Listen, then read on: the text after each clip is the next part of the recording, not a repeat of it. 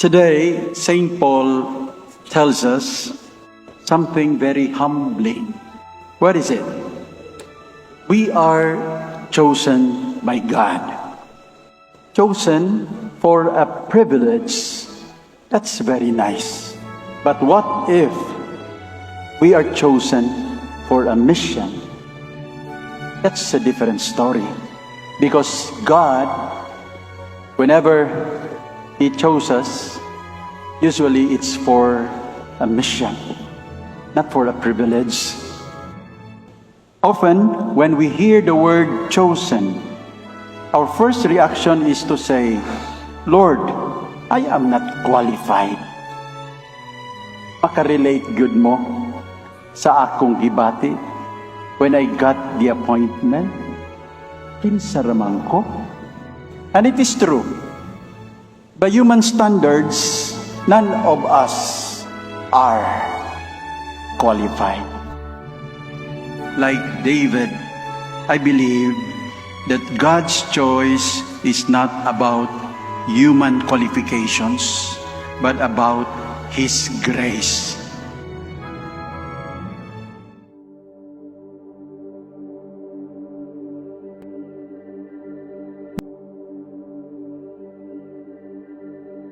God has given another cause for joy on the occasion of the taking of canonical possession of the Archdiocese of Cebu by His Excellency the Most Reverend Alberto Uy, the 5th Metropolitan Archbishop of Cebu.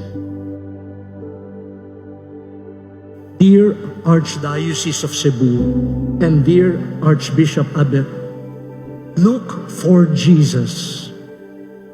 Look for Jesus always in burnt villages, in submerged towns, in the smiles of children, in the frustration of the youth, in the hopes and dreams of the afflicted, in social media, in the cry of denuded hills and polluted waterways.